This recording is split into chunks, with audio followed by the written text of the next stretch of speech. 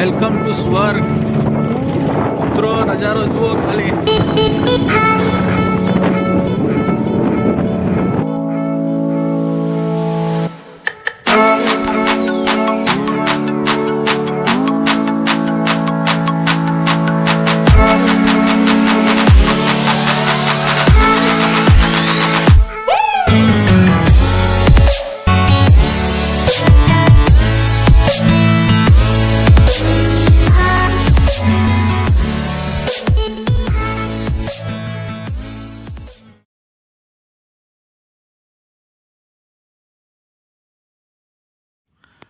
Welcome to સ્વર્ગ.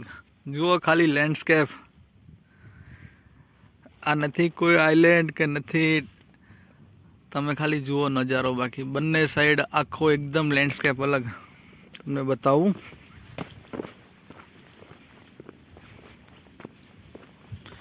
ચારે બાજુ પાણી અને રણ, વચ્ચે ખાલી એક જ રોડ છે. મિત્રો, તો આજે આપણે વાત કરીશું વિશ્વનો સૌથી બ્યુટીફુલ રસ્તો. તમે જોઈ શકો છો, રોડ ટુ એકલધામ, જે કચ્છની અંદર સૌથી બીજા નંબરનો રોડ છે. કે જે વ્હાઈટ રણ, જે રોડ ટુ હેવન રોડો બન્યો હતો, એનાથી પછી બીજા નંબરનો જુઓ ખાલી તમે. ચારે બાજુ લેન્ડસ્કેપ જુઓ. હજી એક મહત્વની ઇમ્પોર્ટન્ટ વાત કરી દઈએ તો કે હજી રોડનું કામકાજ જનરલી ચાલુ છે. એટલે અત્યારે હાલની તારીખમાં ખાલી ઓનલી ફોર 2 વ્હીલર માટે જ રોડ ચાલુ છે. એટલે જે પણ 4 વ્હીલર લઈને આવતા મિત્રો છે તો એક વખત ત્યાં એકલ માતાજીના મંદિરે ત્યાં તપાસ કરીને પૂછીને પછી જ અહીંયા આવું. ખાલી લેન્ડસ્કેપ જુઓ તમે. તમને બતાવો, કેમેરાની નજર કરતાં જે કુદરતી આપણે નજરથી જોઈએ એનાથી ઘણો ફરક છે. બાકી ચારે બાજુ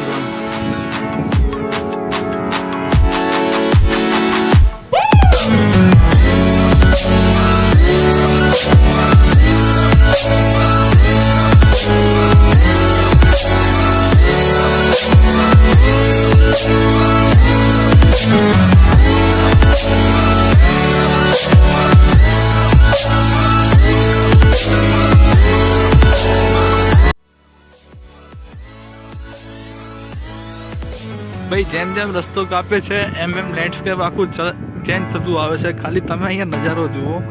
દુધિયા કલરની નદી જેવું લાગે છે. જુઓ ખાલી આખું લેન્ડસ્કેપ આખું એક આ કુદરતનું જ વાતાવરણ કહી શકીએ છીએ.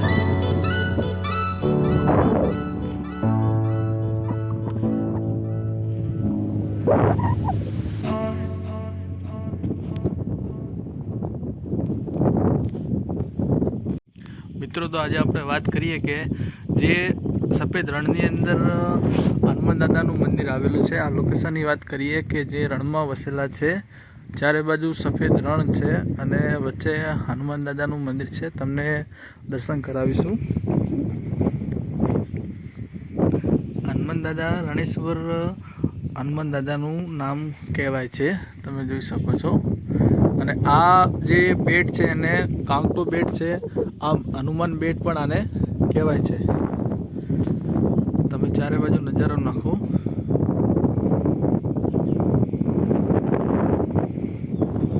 રણની અંદર હનુમાન દાદા વસેલા છે અને અહીંયા દર્શન કરવા યાત્રિકો પણ આવતા હોય છે.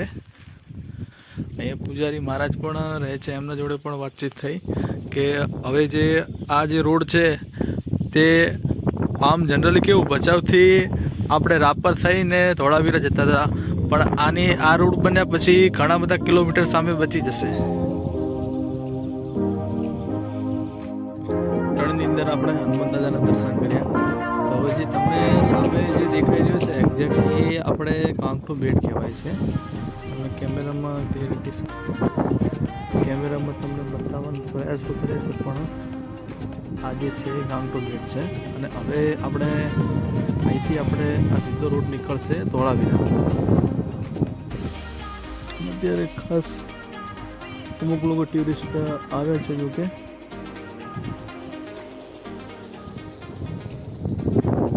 રોડનું કામકાજ હજી જનરલી ચાલુ જ પડ્યું છે. જૂનું આપણે આ બનતી 5 વર્ષ થયા 5 વર્ષ થયા, બરોબર. 5 વર્ષ. અને આમ યાત્રિકો કયા સમય આવતા હોય જનરલી જે મેળો? તો કાયમ ચાલુ છે, શનિવારે બહુ આવે. શનિવારે બહુ આવતા હોય છે દર્શન કરવા. અને જ્યારે પહેલાના સમયમાં અહીંયા પાણી બહુ બધું ભરાતું હતું એ સમયે પાણી બહુ ભરાતું. હા. ઘણું બહુ ભરાતું આરણમાં. ઓછો ભરાતો.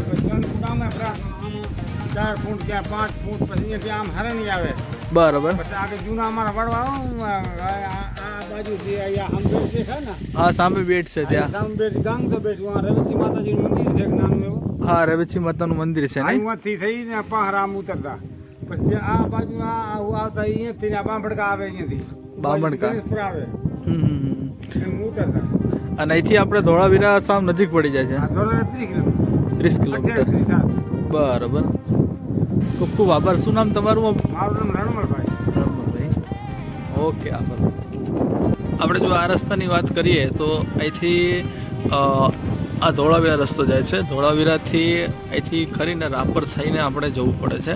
અને આ રસ્તો જે વાત કરીએ તો જે બામણકા જે એકલ રોડ ટુ હેવન જે નવો રસ્તો બન્યો છે અને બહુ જ ભચાઉથી ધોળાવીરા પહોંચી શકાય છે. એટલે હવે ધોળાવીરા જવું હોય તેના માટે 2 રસ્તા છે, બરાબર. જેને રોડ ટુ હેવનનો લાભ લેવો હોય, બરાબર, તો એ આ રસ્તેથી જઈ શકાય છે.